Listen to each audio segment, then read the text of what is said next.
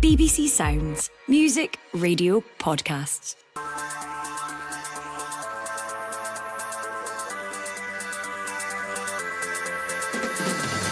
Hello, I'm George O'Neill, and this is the Scottish Football Podcast. All the news, views, and analysis you need on Monday, the 21st of July. And it's the Disquiet in Dundee. I've said that we need another 5 or 6 in, but the reality is, even with that group of players, we'll have to perform better than we did today.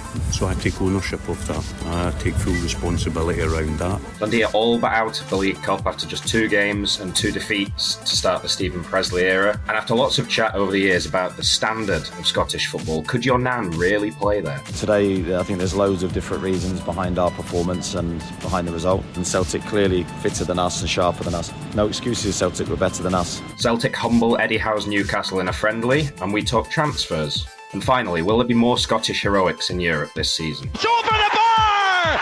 And Rangers go through to the Europa League quarter-finals at the end of what's been the most pulsating and dramatic of nights here. Rangers are one of 3 Scottish teams in European action this week, hoping to make the competition proper. The Scottish Football Podcast from BBC Sports Scotland. I'm delighted to be joined on today's episode by former Scotland goalkeeper Cammy Bell and Livingston defender Ryan McGowan. Gents, how are we? All good, George, yes, you? Yeah, not bad. Ryan, good win for you guys yesterday? Yeah, it was a good win. Good win, obviously, after a disappointing result during the week against Killy. It was important that we kind of bounced back and won and try and get one of those best placed second finishes and progress through to the next round. On the League Cup, is it slightly odd for players, because obviously you're still building up to full fitness and whatever, but these are obviously competitive games. Is that hard to find a balance in there? Definitely makes pre-season a little bit shorter, and also the off-season, I guess, having to kind of come back and be prepared. But I think as players, you want to be playing in sort of meaningful games, and for a club like Livingston, we know how important it is to sort of progress out the group and try and get a good cup run going. So that's why I was sort of so disappointed on Wednesday night. I thought that we played quite well against Killy, but didn't manage to sort of get a sort of bonus point, I guess, a draw or a win. And we just need to focus on putting a few past Kelty Hearts, hopefully, next week and sneaking one of those second place finishes. I think the big talking point, especially after the first round of fixtures and then again after yesterday's games, Dundee, 2 dismal results for them against lower league opposition. Where's it going wrong from what you've seen, Cammy? Yeah, I think, listen, it's been a difficult start. There was lots of noise when Stephen Presley got appointed as well. There was a number of fans that weren't happy that Tony Docherty got relieved of his duties at the end of last season. And then when Stephen Presley came in the door, I don't think it was an inspiring appointment. But again, you've got to give him a chance. And listen, it's not been an ideal start. I felt like he needed to get the fans on side. The defeat to Airdrie was damaging straight away. I know he's not got a lot of time. He's not been in the door long, so it's difficult as a manager to impose yourself. But I think it's about getting results when certainly he's under pressure straight away. And then that result yesterday away to Alloa. It's always a difficult place to go, so you've got to give Alloa credit. But again, you're expecting a reaction certainly from a new manager that's came into a club that have got good players as well, to go to Alloa and win that game. And yeah, it's a massive blow, and it's put huge amount of pressure on Stephen Presley already. Yeah, he came out after the second defeat, criticised his players, unhappy with their energy levels, their intensity in the second half of that game. How much of a worry is that, Ryan, to hear a manager that early in his tenure criticising his players? It's obviously not ideal as a player or as a Dundee fan, I guess, hearing your manager coming out and saying that. But I think sometimes players and management, when someone does come in at the start of the season, he probably wants to play a totally different style to what the players are used to. And it does take a little bit of time. And sometimes players can start doubting themselves in terms of how they would usually play. They have it in the back of their mind of, maybe the manager wants to play a certain way or keep passing it out from the back, or, just little switches, little things that, maybe fans that are watching the game don't quite understand, or that the management team's really big on during training. So sometimes that can make players just to, not doubt themselves as such, but just give them that sort of thought process or thinking differently while they're playing, which makes them sometimes look a little bit slower, makes them look sluggish. Whereas when you see the top teams, they seem to always know where their players are going to be, be able to sort of play one or two touch. So sometimes that can come across as something different. He came out obviously after his appointment. You spoke, Cammy, about how it maybe wasn't the most inspiring for Dundee fans, and I thought he put himself on the back foot a little bit with his comments about how he's not a guy that's going to win games, which I know he had a point to what he was saying, and that he's all about player development, and that's where he sees his strengths. But when you come out with a line like that, and then you don't get the results to start with, I mean, it seems like they're starting their season really on the back foot. Yeah, massively negative, and just a real negative aura around the club at the moment. Because again, as you mentioned there, George, that the press conference when Stephen Presley came in, I didn't think he needed to say that. I didn't think he needed to put himself again under that little bit of pressure and said, look, if you're looking for somebody to win things, then I'm not your guy. I don't think you need to say that when you're just in the door. And then that just builds up the pressure to that first game. And when the first game goes wrong, then everybody's after you then. So it's been a really difficult start. I totally agree with Ryan. You've got to give the manager time. He probably has a completely different style from Tony Docherty. It will take him time to implement that. But he's got to win games as well, because the Dundee fans will demand that. And the season soon comes round quickly, and he needs to start the season well. He doesn't want to be putting himself under pressure in the league with poor results, and then we all know what can happen from there. It can become a difficult season, questions can get asked. So yeah, he's got to turn it around really quickly, got to get a reaction from his players, and it'll be interesting in the next game. Yeah, Ryan, you'll have been in environments where there is lots of change happening, be that players, managers, whatever. Dundee, as well as going from Tony Docherty to Stephen Presley, they've lost some pretty key players as well. Is it just about time for things to bed in, and do Dundee fans need to have that bit of patience, I suppose? It's a cutthroat business now, though, football. Back in the day, you used to maybe get probably 6 months of your tenure and be able to sort of bring your own players in. And whereas, I think society now, everyone wants instant success. The fans wanted something different. I remember when Tony Doc thought he did amazingly well in his first season, getting the top six. Following season, difficult season for him, but avoid the playoffs and stay up. He loses his job, and then that just builds pressure, and yeah, it's just it's hard because as a player, they're not going out there thinking, I want to get beat off Alloa, I want to lose at home to Airdrie in the manager's first game. Those players will be worried that the board or the manager will be wanting to bring his own players in. The window's still open, but like Cammy said, you do want to get off to a good start. And I think the most disappointing thing for them was, they were at home to Airdrie. Airdrie are a good team. They're a championship team. It wasn't all that much of a shock when Airdrie did one, but you did expect Dundee to win, but they would have been wanting to go out there and really put on a performance and sort of swing any doubters as such over the appointment and put that to bed sort of early on, whereas now it's just building more and more momentum.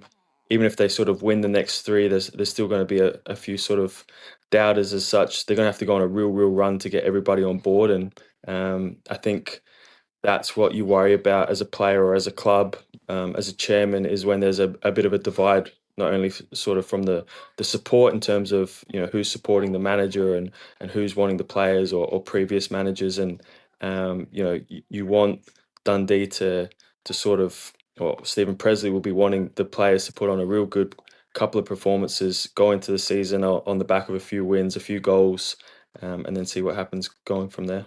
Yeah, there's been a managerial change at another Premiership club, at Hearts, one of your former teams, of course, Ryan.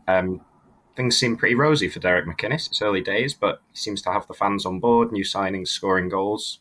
All looks pretty good at Hearts. Yeah, I think the other thing is, we touched on it before in terms of press conferences, that is, managers sometimes don't understand how important they are for fans. That's, a lot of fans, that's their only insight into what's happening and getting to know the sort of manager for his personality. I think if you're to compare McInnes and Presley and the interviews that they've done since they've been in charge, it almost looks like that you've got McInnes, who knows exactly what he wants, albeit he's got a much better track record. But when you just listen to him, you're just thinking, this is the right guy for my club. This is a guy that's going to get the right players. Anytime he speaks, he seems to talk sense and seems to understand what the Hearts fans want. And he's not promising them the world. He's not saying that they're going to do this, and this. He just really comes across as someone who's been around the block, knows what it what it takes to be successful, and then he's gone and done that. Like what we said, what Dundee had to do. They did have Dunfermline, which was a tricky test. There was tricky parts during that game when it was 1-1, but they went on to win the game 4-1. Stirling Albion away again can sometimes be tricky. Gone out, scored a couple of goals early. He comes out afterwards in the press, says he wasn't particularly happy with the second half. These are all things that fans want to hear because they go to the games, they watch the games, through the Hearts TV or the club channels, I guess, and they want to see that the fans, or the majority of the fans, are on the same page as the manager, and I think that's what McInnes has done really well since he's taken over. One of the other big stories I think that stood out in terms of the results has been East Kilbride, Cammy. They won 4-1 away at Elgin. There's been talk, I think Cy Ferry said that East Kilbride have got plans to build a new stadium, really push up through the league, see themselves being in the championship down the line. Can you see that as a realistic prospect for them? Yeah, definitely. I think East Kilbride have been a strong force in the Lowlands League for a number of years now, and they've just missed out on a couple of previous seasons of getting into leagues. Now they've made that jump and they're in the leagues. I certainly think they'll look at this season and try to go out and win that League Two and progress the club forward. And I think they're a well-run club. They've got good people in behind the scenes. They've got a good manager in there, and they've got some top players as well.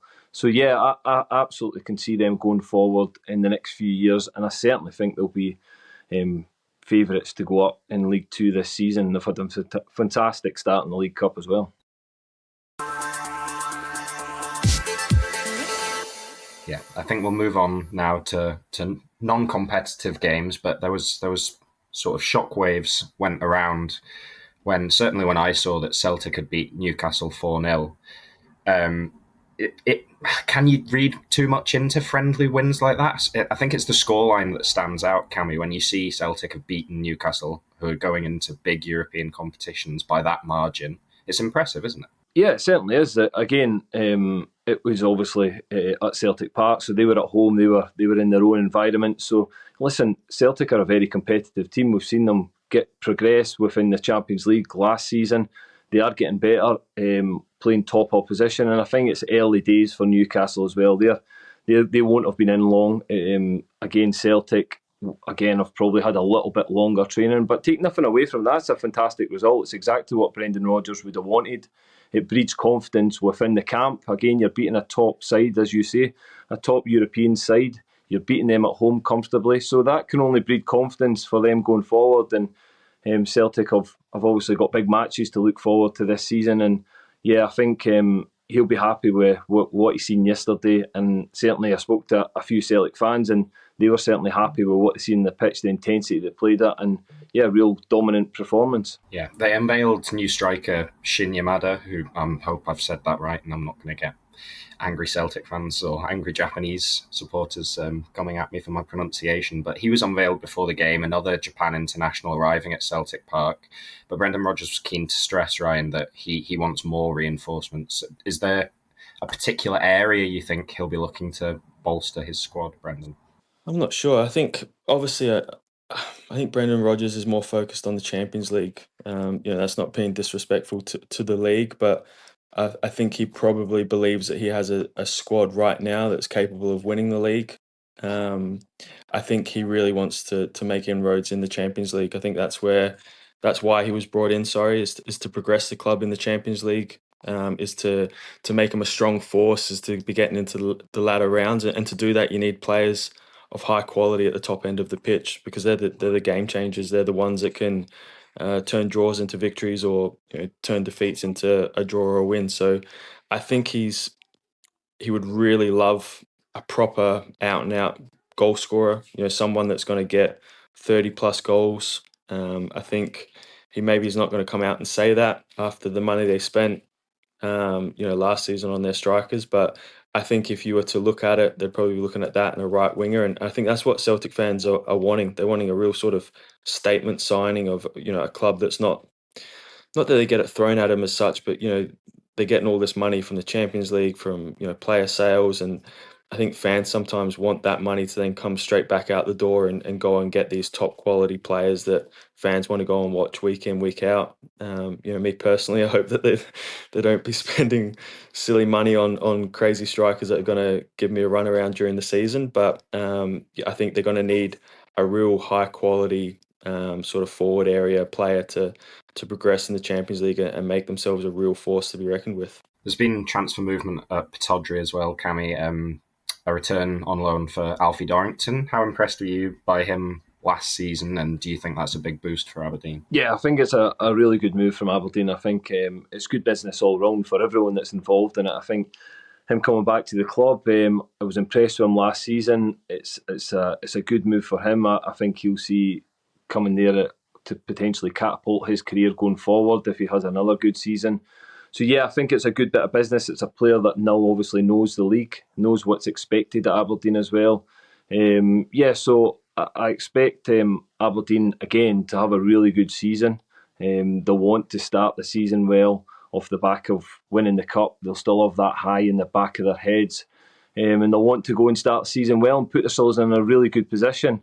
They would absolutely take the start that they got last season and want that to continue throughout the season. But listen, I think they'll just look to try and get a good start and take it from there. Yeah, there's talk as well that, reports that they've turned down 2 bids from Luton Town for Shayden Morris. But yeah, how important do you think it is that Jimmy Tilleen keeps Shayden Morris at Aberdeen? He was really impressive, particularly at the back end of last season. Just that raw pace terrifies defenders, and he's got that, doesn't he? Oh, he's got that in abundance. He's a fantastic player to watch. I think he's a real top quality talent, and I don't think we've seen the best of him yet either. So I certainly think that potentially we could see better if he does stay at Aberdeen. I think it's really important Aberdeen do keep a hold of their top players at this moment in time, because they are trying to build something here. Jimmy Tilleen's working really hard behind the scenes to get a squad that can really challenge towards the top of that league and be consistent as well. So I think he's a vital part in that, because any time I watch him play, as you say, he terrorises defences. He's got a real turn of pace. He's also got real quality at the end of his final ball or his final strike at goal is great quality as well. So he's a top player, and it's one that Aberdeen that certainly would want to try and keep a hold of. And lastly, on Aberdeen, there's also talk that they might be back in for Ode Dabag, who obviously scored some important goals for them on their way to winning the Scottish Cup. Ryan, did you see much of him last season, and would you think they'd want to keep him? Would that make sense? Yeah, I think you want to keep, sort of forward players who, not only know the club but know the league. He did well for them last season. Like you said, he scored some really important goals. They're going to have, the added challenge of dealing with Europe. So I think the more options you have, especially in the sort of front areas of the pitch, will bode well for Aberdeen this season.